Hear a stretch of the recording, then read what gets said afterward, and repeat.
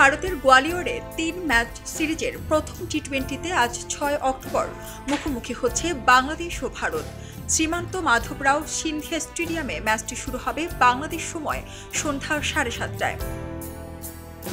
ভারতের সাথে টেস্ট সিরিজে ব্যর্থ হয়েছে বাংলাদেশ।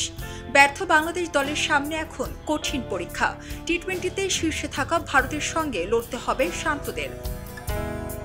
টানা 15টি টি-20 সিরিজে অপরাজিত ভারত। ক্রিকেটের ক্ষুদ্র সংস্করণে বর্তমান চ্যাম্পিয়নও ভারত। ফলে টি-20তে ভারতকে হারাতে হলে বাংলাদেশ দলের সেরাটা দেওয়ার কোনো বিকল্প নেই। এটি হবে আন্তর্জাতিক ক্রিকেটে বাংলাদেশ ভারতের 15তম টি-20 ম্যাচ। আগের 14 বারের দেখায় ভারত 13 ম্যাচে জিতেছে, বাংলাদেশ মাত্র একটি। 2019 সালে ভারত সফরে প্রথম টি-20তে জিতেছিল বাংলাদেশ, যেটি বাংলাদেশ দলের জন্য অনুপ্রেরণাও যোগাতে পারে। তবে সে সময় বাংলাদেশ দলে মুশফিক, সাকিবের মতো তারকারা থাকলেও এখন মাহমুদুল্লাহ ছাড়া নেই পঞ্চপাণ্ডবের আর কেউই। তাই এবার চ্যালেঞ্জটা নিতে হবে তরুণদের। এদিকে ভারতের দলেও এবার খেলছে তরুণরা। ভারতীয় অধিনায়ক সূর্যকুমার যাদব বলেন, এই সিরিজে তরুণরা ফলাফল ভারতের পক্ষে আনবে বলে তিনি আশাবাদী। তিনি বলেন, তরুণ ক্রিকেটারদের জন্য এটি একটি দারুণ সুযোগ। গোয়ালিয়রে উইকেটের ধরন প্রসঙ্গে বাংলাদেশের তাওহিদ হৃদয় বলেন, উইকেট স্লো নাকি ধামাকা তেমন কিছুই মাথায় নেই।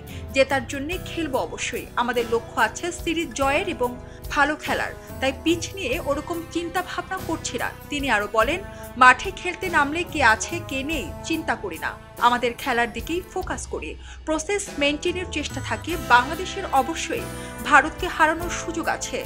এমন না যে বাংলাদেশ কখনোই বড় দলকে হারায়নি। টি-20তে বড় দল ছোট দল বলতে কিছুই নেই।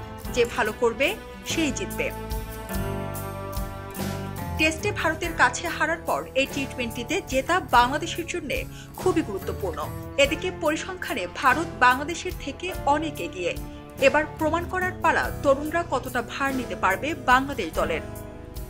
সারা জেরিন, খবরের কাগজ, স্পোর্টস। সবাই যখন জোয়ারে গা ভাসায়, কেউ কেউ ঘুরে দাঁড়ায়।